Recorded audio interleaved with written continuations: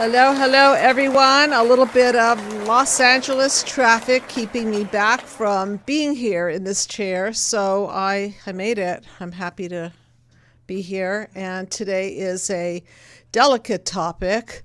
Happy Narcissistic Mother's Day. And why am I choosing this topic? Because it's just about Mother's Day. And I've been getting a lot of conflicting feelings, phone calls from people asking me whether they should go no contact, light contact, full contact with their narcissistic mother. So I want to first of all acknowledge Robert for suggesting this topic. And thank you very much, Robert. And please feel free to call in. And this is a call-in show, everybody. So the number to call in at is 323-843-2826. And the topic is obviously about narcissistic mothers and what are we going to do on Mother's Day about acknowledging them or not. So please feel free to call in. I'm sure that there are many of you out there in conflict, and I want to talk a little bit about what is a narcissistic mother or a narcissistic parent. A narcissistic parent is a parent who puts themselves before their child. And as many of you know, I work with a mind map that I created many years ago. And this mind map is intended to track childhood wounds, how they react within us, and how they encode in us, and how they break us down into chaos, defenses, and ultimately breakdowns. And so we're going to talk about the narcissistic mother and how she, by putting herself number one, breaks her child down and the outcome of this kind of parenting. So I want to start by going over the mind map really briefly. It's a from through to model, and it's a model that takes into consideration the past, the present, and the future. And I think we have a call-in. Okay, hello. You are on the couch with Dr. Judy. Who is this, please? This is Michelle. Michelle, how you doing? From Montana. Yes, hi, how are you? Dr. Judy, how are you? I'm good. Thank you for calling in. Appreciate it. So Thank how you. does this topic... what a topic tonight. Yeah, what a topic. I've been no contact with my mom since just the beginning of March. I'm 51 years old. Okay. And this will be the first Mother's Day. Actually, I've been thinking about this a lot, that I won't be, I guess, acknowledging her. Mm-hmm. So I'm guessing to stay no contact, but it's hard after 51 years. Very much so. But it's really... mm-hmm.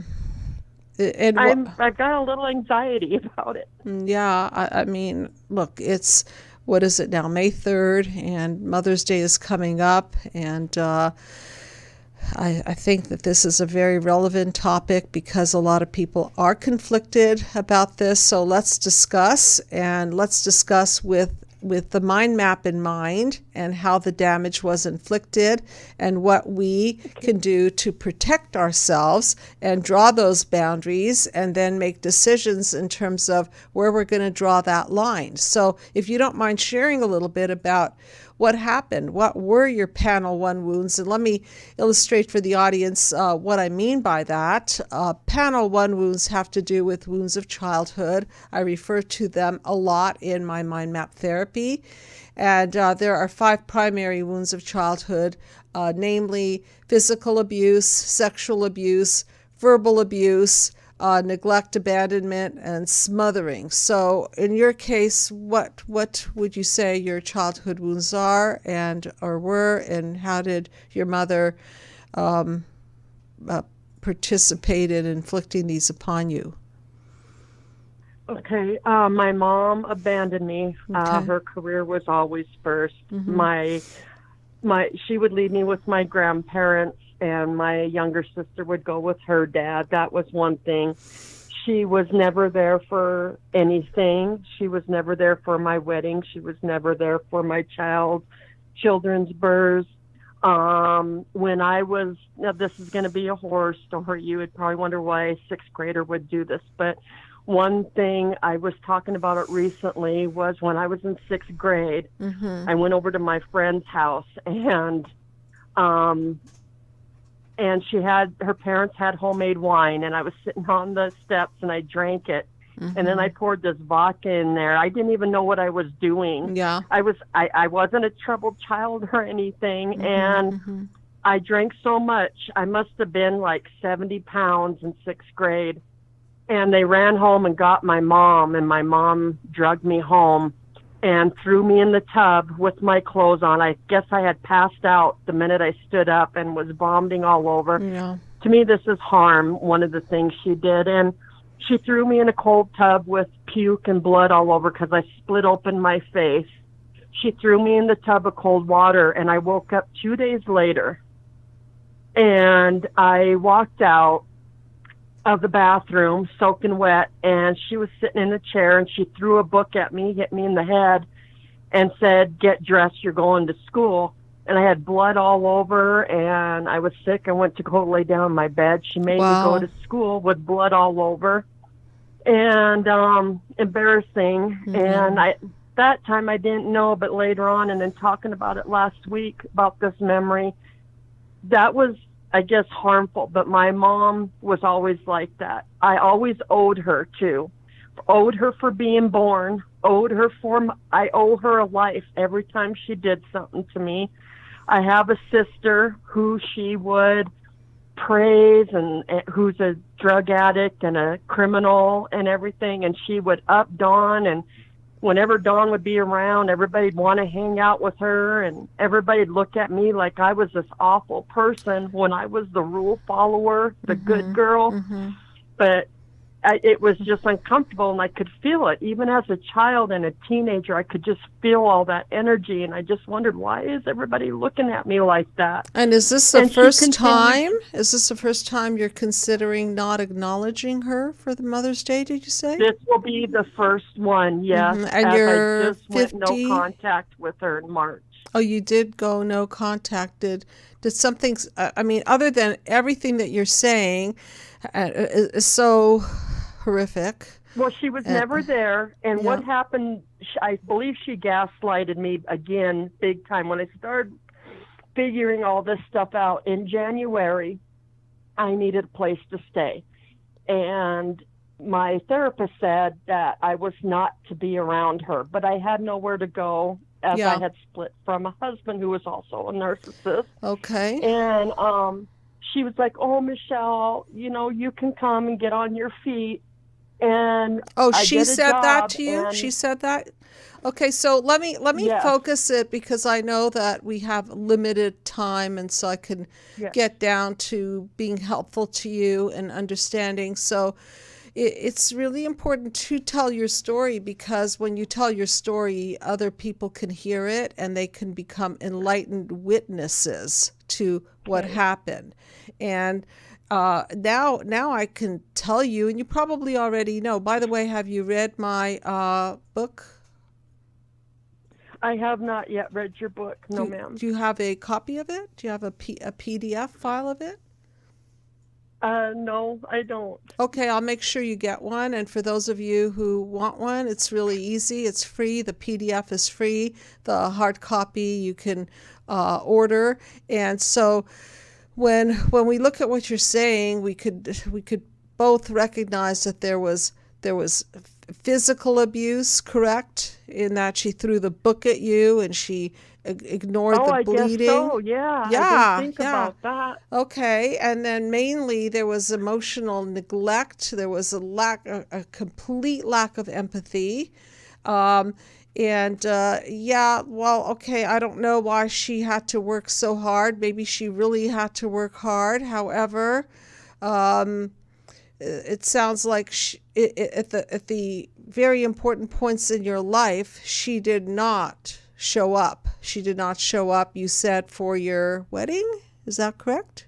Yeah, my weddings, my childbirth. She didn't even meet my kids till they were at least 1 year old. Okay. She abandoned me as a child to run off and do her thing. She wouldn't let me participate in school events. She'd make me come home. Okay, so look, let's track a little bit what's going on here. So here's a mother who is a sad example of human disconnect. What are mothers supposed to do? They're supposed to put their children first. If a child is in the 6th grade and she is poisoned by alcohol and she's overdone it, wouldn't you say that the healthier mother would say, honey, what's bothering you? Why are you getting so drunk? So it seems as though you were at that age in some ways smart enough, and I say that in quotes because that's what you knew how to do. You knew how to self-medicate. Okay, so there you were drinking and drinking. Even though it was an accident and didn't realize I was doing that, even unconsciously maybe? I mean, I don't know what the circumstances are. Maybe there are a lot of other people doing it. It may have been an accident, but what 6th grader would drink such a quantity? You know, this is something that I would be questioning. So it's apparent that the treatment that you're describing to me would punch a big hole in your soul, meaning that it would disconnect you to the point of trauma, especially this event and many others, not showing up. And so or drag me by the hair into the guy's house that molested me, calling me a brat. What? Yeah. I was in 2nd grade. So it was 4 years prior, a family friend molested me for a couple years. And my mom went to take me to his house, and he was a family friend. And I was just telling her, well, back in that day, it was the 70s. And I was like, no, I don't want to go in there. And she grabbed me by the hair and dragged me down the stair. And she knew the man molested you? No, she didn't know. But if my daughter had done that, I wouldn't have put her in there. But she drugged me. She called me a effing brat and threw me in the front door of his house. This is so damaging. You know, it just makes sense. Doesn't it make psychological and logical sense that you wouldn't want to give to a person who has been so utterly cruel, insensitive, unempathic? We don't know what her panel 1 wounds are, but I assure you she wasn't exactly nurtured. From what I'm hearing, her behavior is looking like. How old is she now? She's 71. She's 71. Is she in good health? Yes. Okay. Is she asking for you, or is she ignoring you, or what's her... No, she hasn't tried to contact me at all since I walked out. Okay, so I just want to read a little bit, and then we'll go back to this, so hang on for a second. And this is an article by Carl McBride, PhD, The Legacy of Distorted Love, When Mother's Day Hurts. So that's why you're calling. Mother's Day is coming up. Yeah. Sadly, not all mothers conform to the saintly maternal archetype. I've invited a guest writer to join me in writing about Mother's Day this year. Peck Streep, author of Mean Mothers, co-authored the following piece. As the avalanche of greeting cards and obligatory sentiments that make up Mother's Day fast approaches, adult children of narcissistic mothers will be taking a deep breath, waiting for that second Sunday in May to turn into Monday morning. Somehow buying the card that declares the best mom in the world is just another act of denial. While struggling with the card purchase, many men and women will also be triggered by thoughts of unloving and emotionally detached, and in your case, right, Michelle, abusive mothers. Many write about this holiday wondering how to handle it. So you've chosen to handle it by going no contact. And so the reasons are obvious. They're obvious to me. They're obvious to you. I'm sure they're obvious to the audience. And from a mind map perspective, if you look at panel number 7, okay, panel 7 is supposed to be synergy. It's supposed to represent a paradigm shift, an interconnection, the light. In your mother's case, what she's done is she has taken and taken and taken. She's taken her love away from you. She's taken her empathy, if she ever had any.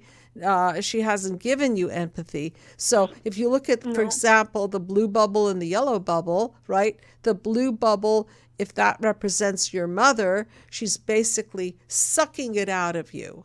And so by buying her a card or buying mother a gift, it's just another kick of a reminder that I give to mom, she doesn't give to me. And so if it's this radical, tell me this, Michelle, what are you getting out of it in terms of your mental health by not acknowledging her, cutting her off? What are the benefits to you? Right now? Yes. To be honest, I'm at a lot more peace. Okay. But it's conflicted because Yes.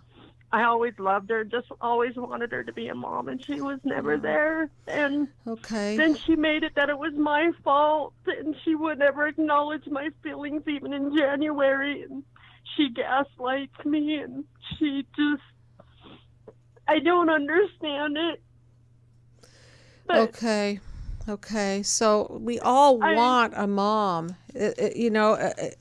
Again, there's so much emphasis on the word mother, saintly mother, the mother that is the prototype of nurturance, of breastfeeding, of touching, of holding, of kindness. We don't all get a mother like that, do we?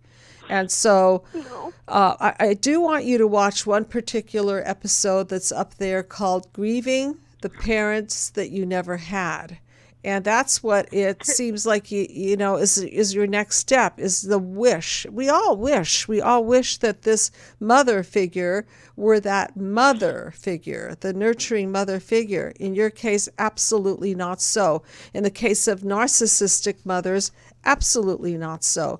So I'm just going to read a little bit more, but it takes courage not to buy that card and opt out of Mother's Day entirely, since we all know that good kids love their mothers no matter what.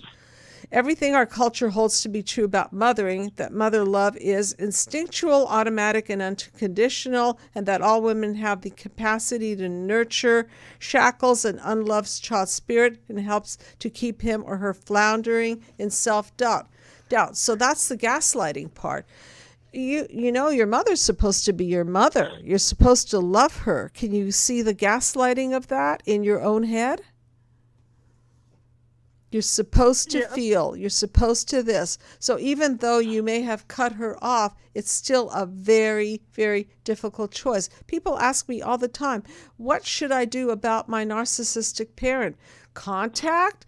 No contact, low contact, and I always say case by case basis. And I've had people who have contacted their parents knowing that they're full-blown narcissists, but they do it just for themselves. Okay, they can tolerate that. I have had people who have cut their parents off completely and opted out of a rich lifestyle in exchange for emotional freedom. I have had people who opted for a low contact kind of a situation whereby they can just sort of low contact. An example of that would just be the touch points of life, a quick acknowledgement, Happy New Year, Merry Christmas, Happy Mother's Day, that kind of thing, without much fanfare.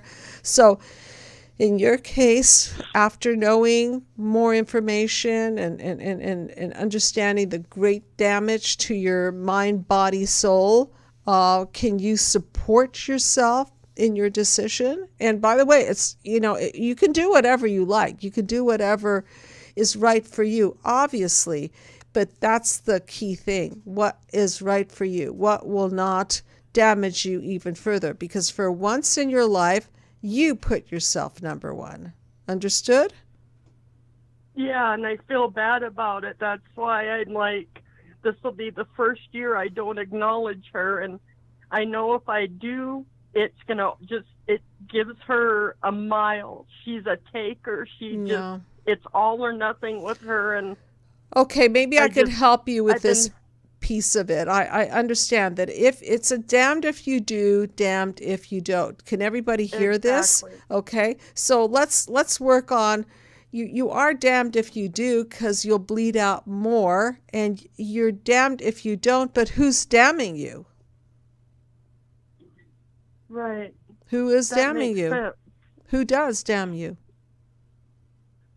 She does, but in this case, I probably am doing it by feeling bad if I say no contact. Right. So that's right. So let's say I said to you, because sometimes it helps to depersonalize. Let's say I said to you, oh, my mother beat me and she dragged me around and she threw things at me and she let me stay in my own blood and vomit and allowed me to go to school like that and shamed me. And I just don't feel like contacting her any longer. What would you say to me? I would say that would probably be a good choice. It would be your choice, but probably smart. Okay. Okay. And what if I said to you, I feel like a terrible person. What kind of daughter am I? I won't give my own mother, even a Mother's Day phone call, a Mother's Day card, one rose. What's going on here? What would you say to me then? I would tell you that it wasn't your fault. You didn't do it, and you deserve better. And okay, so now that can you tell yourself what you just told me? I don't know. Okay. See, yeah, I think so. Okay, see how stubborn this thing I'm is? sorry. No, it's okay, but I want you to see how stubborn our desire is to have that mother, how ingrained it is in our marrow to want to love our mother. And that's just your beautiful heart and your empathy. And of course you want to love a mother. Do you want to give more to this mother? That's the question. Understand the difference? I tried for 51 years, and no matter what I did, didn't work. Okay, so we're going to stop in a minute, but I want to emphasize that I think that you've already been around the bend 1,000 times at the very least, and the conclusion is the same. No matter what you do, she's the same. No matter how much you give, she's the same. No matter what, she's the same. And so who is hurting who by giving more? And the answer is obvious. Okay, so maybe this Mother's Day you can give yourself permission to love yourself, and yourself permission to take the energy that you would want to turn toward your mother, even if it's in the shape of a theoretical flower or card, and maybe you can give that to yourself. How about that? Okay, so I'm not a bad daughter if I... See, this is where I really want you to, I'm going to send you a copy of my book, and if ever you feel well, I guess I don't know what words to choose. If you ever want to work this issue through, just call me. I'll definitely find you somebody on staff to help you, because this is what these narcissistic situations do. They instill horrible core beliefs within us. Core beliefs like, I'm a horrible daughter, and I'm a horrible this, and I'm not this and that. So that's the stuff that needs to be dismantled. Understood? Okay. Yeah, it makes total sense. Okay, so that's her psychovirus in your head, and it's time to make sure that it's out of there, and out of there permanently. Okay? So thank you very much, Michelle, and do reach out to us, or we'll reach to you and get you a free PDF of the book. And for those of you who don't have one, it is free.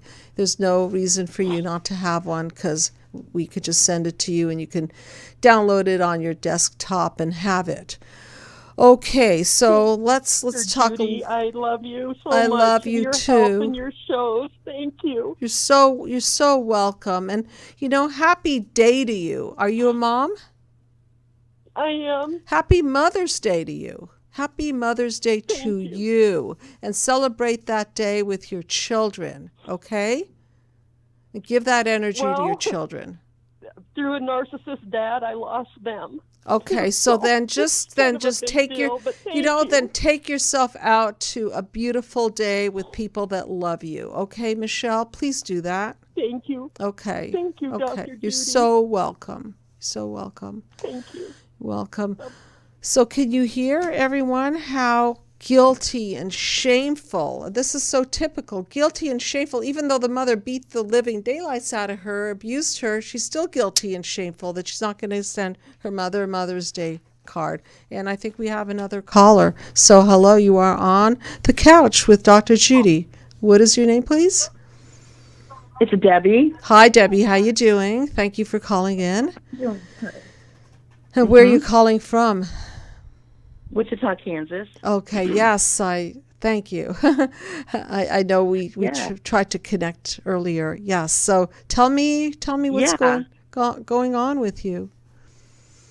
Okay, you and I spoke, I think it was about a month ago. Okay. I got a free consultation, and we were talking about the 𝗬𝗲𝗏𝗏 and the Wizard of Oz. Yes, and you're from Kansas. Yep. Yes. Yep. And we spoke about my narcissistic mother, which, of course, she's passed away.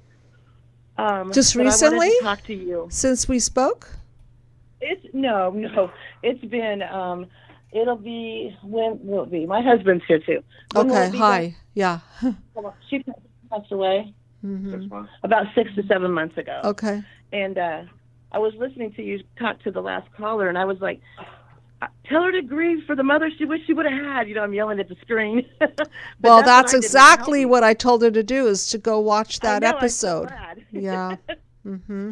Yeah, but I have an issue, and it's absolutely mind-boggling to me. Okay. And it's about narcissism in the family. And, I was always told either you become one or you become everything that's the opposite of that. And thank God I became the opposite of that. Thank God. Because it could have gone the other way. And, just for a little bit more psychoeducation, narcissistic defenses are that. They're defenses. So when parents are injured at cause, and remember, I'm a systems thinker, so I'm teaching you guys to think like a shrink and to put the puzzle pieces together, because if your mother and your father were hurt and abused and so on, then they're going to erect defense mechanisms against those feelings, and they will learn over time that humans are to be used and feelings are not really pleasant, and let's just cut our heart out so we won't feel anymore. Okay, so that's one form that it could take. So go ahead. What is your dilemma? Okay. Well, I just wanted to say, too, I have a hard time ever feeling sorry for my mother. I mean, I wanted to say real quick, I feel like I'm almost a bad person, because when I left my mom and I went no contact, I was so freaking done. I mean, I didn't even look back. I told her, you're dead to me, and I left. Yes. And I didn't even know what no contact was when I went no contact. Yep. I was just done. I couldn't take it anymore. Yep. And it didn't bother me. So I feel kind of bad in a way, but in a way I don't. It was the best thing I ever did. However, my question to you is, this is what I'm dealing with, and it's absolutely horrible. My daughter is a narcissist, okay? She is, and of course my mom tried to take my kids away because, of course, I was too dumb to be a mom. And so she was around my mother a lot. That was my mom's thinking anyway, how I was. And anyway, so my daughter is a narcissist, and she's also the alcoholic. I don't know, you probably don't remember, but we talked a little bit about that. How old is your daughter? Tell me how old she is. I'm sorry? How old is she? Oh, she's 33. Okay. Or 30. I'm sorry, she's 30. My son's 30. Okay. Whoops. Okay. Yeah. And you told me she has a hole in the soul, and I honestly believe that she does. She's very evil, and add the alcohol to it with the narcissism, it's just, it's horrible. Well, that's her way of cutting her heart out and numbing her feelings. And when we're anesthetized, it's hard to be empathic, isn't it? It's very hard. Yeah, and I am an empath. I'm definitely an empath. Okay. And everything hurts so deeply. But anyway, I have taken over the raising of one of the sons almost full time. The son-in-law and he lives here, the little boy, and my husband and I are basically raising him. And then I have the 9-year-old that she has, that she doesn't even see. She's literally abandoned. Now this one, the 9-year-old, this is absolutely incredible. He is his dad is a narcissist, which drew my daughter to him, and they got together and had him. Now, their side of the family, the grandfather is a very highly educated college professor, and he's extreme narcissist.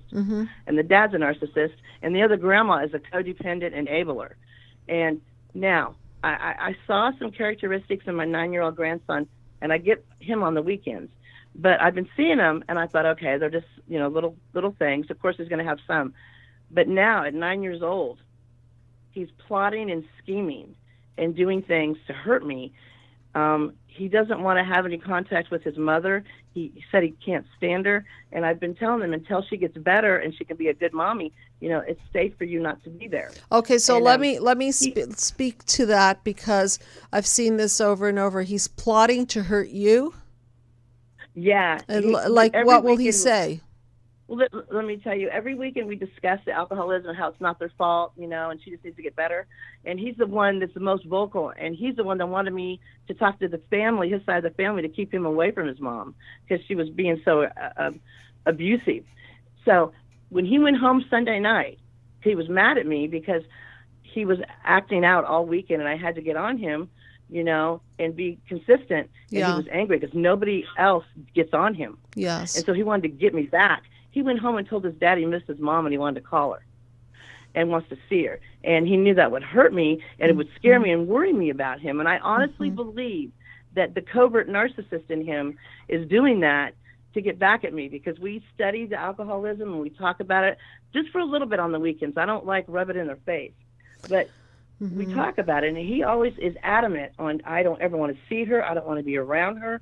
And then out of the blue, Sunday night, he told his dad that he wanted to call her and he wanted to see her. Well, a lot of things are happening here. Okay, first of all, who does a child take out their anger on? They take the anger out on their safe parent, because the safe parent, which you are the safe parent, your husband is a safe parent, even though you're grandparents, his mother is not the safe parent, so the bond is loose. So he's not going to tug at that bond, because he still, even though he may be angry at her, he still doesn't want to, he's not ready to cut a relationship with his mom. And I don't want them to. No, and I get that that's not the issue, but the issue is that when a child doesn't feel safe with a parent, they will take it out on another parent, that they'll basically project their anger onto the safer parent.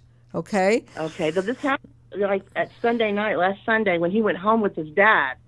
He started telling his dad how much he missed his mom, and he's always told his dad and everybody he doesn't want to see her. And just out of the blue this came, and I thought, I'm not trying to sound vain or all about me, but I honestly, as the way he had gotten in trouble so much last weekend, I think he's doing that to get back at me. Well, and it's like a covert move. Look, you're setting boundaries. So he's calculating this in his head, and he hates it, and he's saying to himself, you know, I wonder which is the better way. Should I just go with mom because she'll let me do whatever I want, which is not so good, but it does feel good because it's positive reinforcement, right? Or should I go back the other direction to grandma, who, you know, he obviously has a tighter connection with you. However, he's not liking the boundaries. So if offered the no boundaries versus the boundaries, he's going to take the no boundaries. He's 9 years old, right? Yes. Okay, yes, and so him and his mother used to gang up on people. Like they gang up on her little son, and they would like make fun of him together, and that was the way they bonded. It's really sick. Yeah, so it's really sick. With them right now, with me. So what I want you to do when you see him next is maybe open up the conversation with him, kind of like a peaceful healing dialogue, and just tell him that you want to talk to him about that, and that I know it doesn't really feel good to you when grandma says no, and let's talk about why I say no and why you know, so kind of get him involved. So maybe does he have a dog or something like that, or some kind of pet? No, but you know, Dr. Judy, I'm afraid for him to have one. You know, when I caught him, I have a Bengal cat that we love, and I caught him being mean to him the other day. Okay, so this young, and he started crying. Okay, all right. So look. You know, he needs some intervention. Where are you? I'm in Wichita, Kansas. Wichita, Kansas. He needs some intervention. Yeah. I wish I were closer. We do Skype, but my hands are so tied. Look, we do because I don't have any kind of legal right. Okay, I got it. Okay, but you do have the right to psychoeducate him. You can't necessarily put him in therapy. And this I think is a great psychoeducation. So you could psychoeducate him about boundaries. Panel 5, okay? And so panel 5 is about your territory. So where are you going to draw the line? Are you going to draw the line so that you could not have a line and do whatever you want? And so I have a grandson. I'm sure you've seen him on some of my episodes. I saw him the other day on your show. He's so cute. He's so cute, and he's so challenging. Yes. He's so challenging. And he'll say, "Grandma, I hate you, Grandma, I hate you." And that's when I put limits on him. And he'll out and out hate me. So it's challenging. And he's a strong-minded little guy. And so in the case of your grandson, it's just really important. I was going to say this. I teach him things through stories. I teach him things through stories, and I told him a really funny story. It had to do about hating Grandma. So he wanted Grandma, I want you to die. I go, okay, Alexander. So I told him a story about a little kid that wanted his grandma to die. And she said, okay, but before I die, I think I'll have a sandwich because I'm a little hungry. So she sharpened her knife, and then she said, so should I die now? And he goes, yeah, Grandma, die now. And I said, well, I think I'll have a bubble bath because I'm a little nervous. I want to get a little relaxed, So this went on and on, and he was really cracking up. And then at the end, I said, okay, so now it's time. He goes, what do you think? He goes, nah, So I knew it. So you kind of let them get their aggressions out, because that's part of the problem, is that parents don't allow for children to talk like that. I happen to allow my grandson to say, I hate you, Grandma. Okay, let's get into it. I don't personalize it. That would kill me. What's that? That would kill me, Dr. Judy. Yeah, I know, but I could just go with it and say, yeah, okay, yeah, sometimes Grandma's really hateful. Tell me why you hate Grandma today. And then we just get into a discussion, and then I tell stories. And by the end of the story time, he'll say, he'll say something like, Grandma, I really love your stories. So I go, does that mean you want me to live? Because if I die, I can't tell you any more stories, okay? Yeah. So point being, let the aggression out, okay? If your narcissistic mother would have allowed you to let your aggression out, then at least you wouldn't have to implode or explode or go silent or whatever you do. But definitely, if he's hurting animals, it's not a good sign. Okay. Well, not like in a really bad. Yeah, I get it. I thought he was kicking him. Yeah. Okay. The other day, and I was like, no. Okay, I just want to read a little. Okay, so go ahead and ask me more about anything that you think that would be helpful to your situation. I'm so grateful that I got a hold of you tonight. I was calling like a lunatic trying to get a hold of you, Dr. Judy. So anyway, I wanted to say one more thing about now the youngest one has got a beautiful soul, and my husband and I practically raised him, and he's not around a lot of the narcissistic stuff. So, but I caught him trying to people please his older brother, which is the one that's 9 that has the issues, and he's like making him be like his waiter, bringing stuff to him, doing stuff for him, and he wants the young one to share with him. But the 9-year-old doesn't think he has to share with him. So I really, and I will do this. It's just really hard for me to do this. Is to make a mind map video for children. I want to do this. I actually want to do it with that would be amazing. My grandson, who will be very difficult, and it'll be perfect because we'll just film him being very difficult and working through it. So that would be awesome. I heard you talk about that before. Yeah, I'm up for the challenge. And he's really bright, and he's really delightful, and he's hysterical. He's absolutely hysterical. So, so going back to you and your and Mother's Day. So how does this topic pertain to you? It makes me angry because it brings back memories.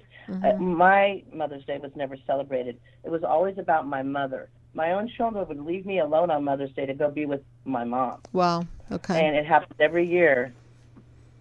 Yeah. Okay. So I get a little upset and angry, and I remember how it was, and they just left me because, you know, like I said, my mother told me I was too stupid to parent any kids, so she had to take over. So Mother's Day to you actually represents her being first yet again, and being first not only to herself but to your own children. So again, she's sucking the air out of the room. She's taking it away from you.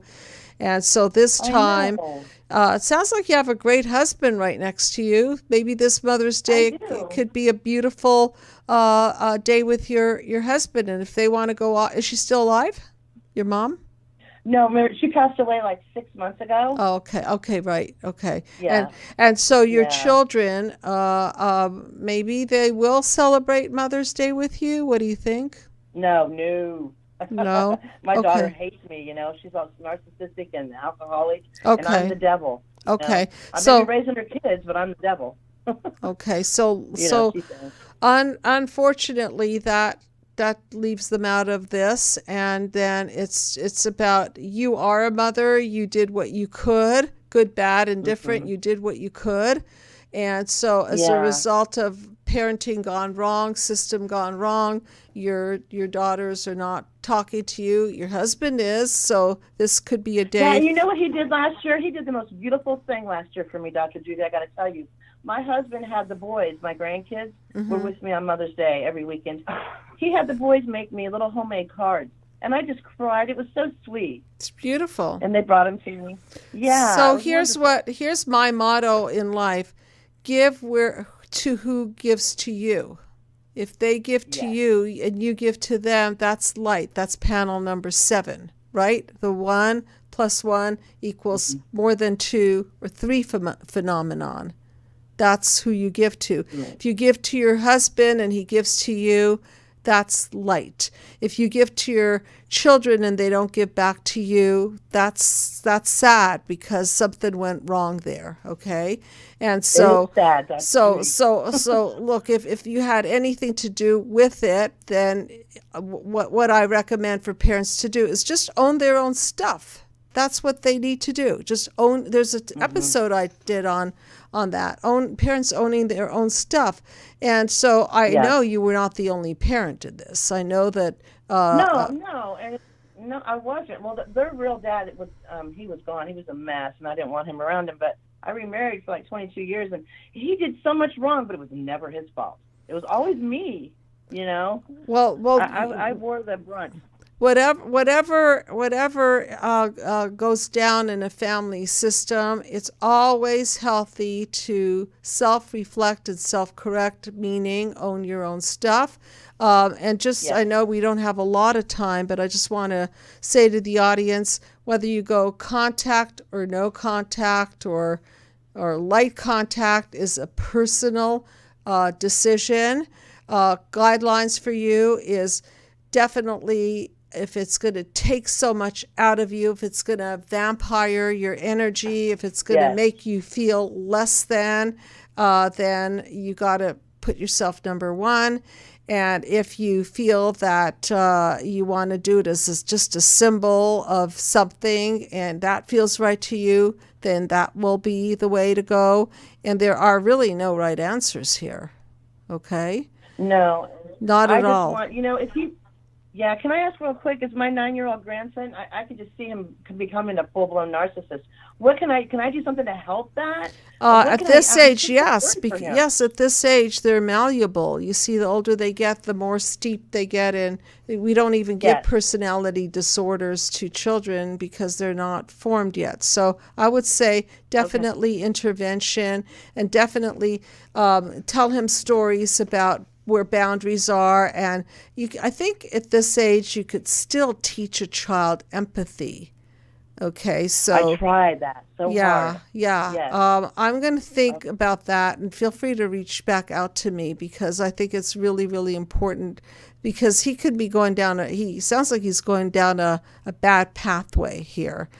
First He comes, is, and it's scary. I feel I'm angry with him a little bit, and I need to get over that. I understand, but I'm a little upset with him. But what does he say? What does he say when you say it hurts my feelings? What does he say? He just kind of looks at you like, oh. He's probably in his head going, oh, well, then I did a good job. I mean, I'm sorry, but that's so that I would open up the discussion. So do you think that when you hurt somebody's feelings, you score a point? Why do you think that way? What do you think?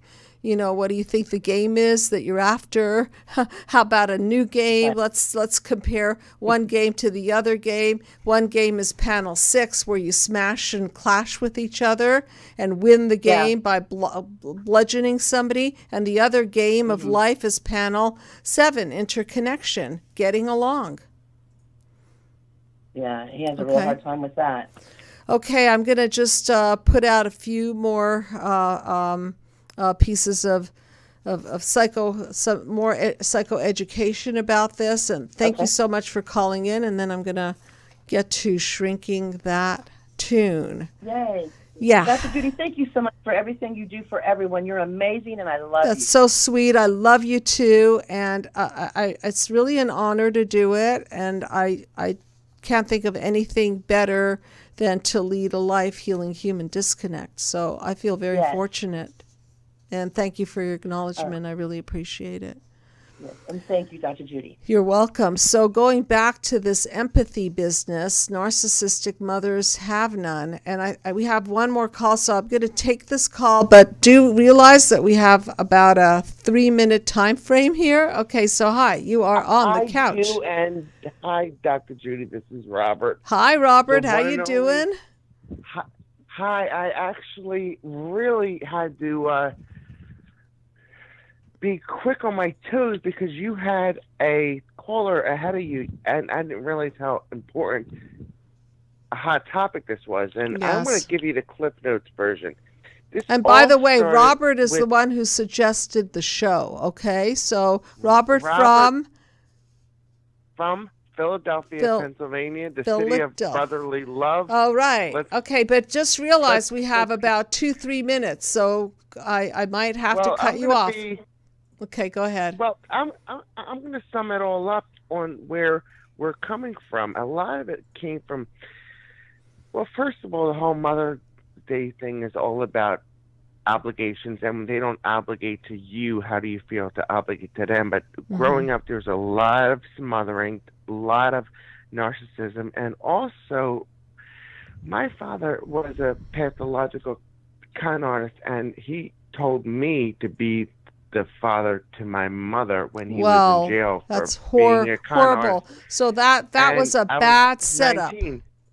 Yeah, you were a parentified child, meaning that you took care of your mother by order of your father, who was not capable and didn't. Well, he was a con artist, and he frauded people with his business, and he got caught up in it. And my father just made, it's okay, just to hell with your childhood, to hell with your college, just worry about mom, and you be the man of the house, which I never knew what that meant. Can you hear that the father, I just want you to hear that the father is a participant now in setting up his own son, you, Robert, to be in a position that you should never have been in. So now, is your mother alive?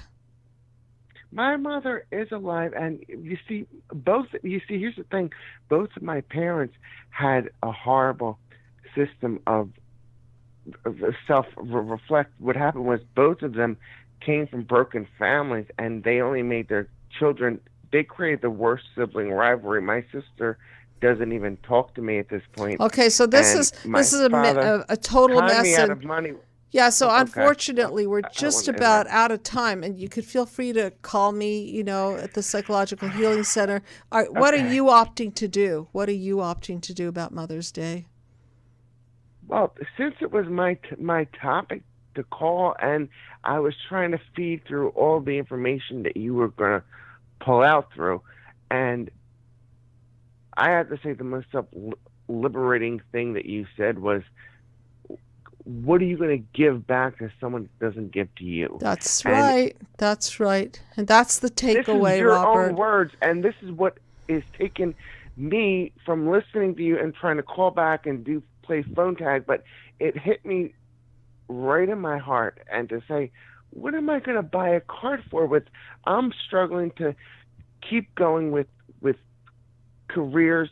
I live a couple blocks Good for from her. you. Good for you. Why should you give to a non-giver? Exactly, Robert. And please, I don't mean to cut you off, but I know that I only have like literally 3 more minutes here to shriek a tune, which I'm going to get good at. And I actually wrote so many. And it's your tune, Robert. It's your tune. That talk about that you even, because the father was, my mother even created the sibling rivalry, and my sister even. Okay, why does my sister hate me? Because she set up a system. So look, I'm going to go to your tune, Katie Irving, "Born to Have It All" lyrics. That's yours, right? Yes, it's okay. Let me do it. I only have 2 minutes to do it. Song. Thank you. Okay, and feel free to connect to us. Okay, and thank you, Robert. And here is Robert's suggestion for a song, "Born to Have It All" lyrics. I'm gonna hear it. Okay. All right. Thank you so much for calling in. And here is the song. Young girls, some were born to dance, born to take a chance. Others sleep at home and they dance alone. No one even knows. So this is about some mothering goes right. You get some mothers who help their children bloom and dance, and others that shut them off and they dance alone. But you were born to touch, born to want too much. So here's a mother who's communicating perhaps, you're just too much. Let the bodies fall. You were born to have it all, born to have it all. So it's back and forth. You're born to have it all, and, you don't deserve to have it all. You're too much. And if you could cry, it would be only for more, born to be the girl in the mirror, and the others want to be her. So this alludes to the fact that it would only be for more, born to be the girl in the mirror. Well, here's this little girl in the mirror, maybe mirroring herself because the mother isn't mirroring her. If a girl could wish, it would only be to be a girl like this. Because she has it all. And for all they know, this is all there is. And then it goes back and forth. Born to dance, others sleep alone. And some people have the gift of having a good enough mother, an empathic mother, a mother who knows how to mirror them, a mother who attunes to them so that they can be the best of their best and not be shadowed over by all the emotional scars. And that's my interpretation of your song, Robert. And I know that I had to do it fast. So I want to thank everybody for tuning in. And for those of you who are struggling with whether or not to contact your mother on Mother's Day, how about this? Why don't you do what's right for you for a change, okay? So remember that you could call in, and the Mind Map video series is still at a discounted rate of $195, and it's me talking right through the 9-panel mind map, all the panels and explanations and peaceful healing dialogues and case studies. And then, of course, we have our beautiful staff of people, and you can opt to work with anybody on the team. So thank you so much for tuning in, and have yourself a happy Mother's Day, whether it's hanging out with your husband or hanging out with your children or whoever it is that loves you. Please open your heart to the people that love you and put your energy there. Thank you, and good night, everybody.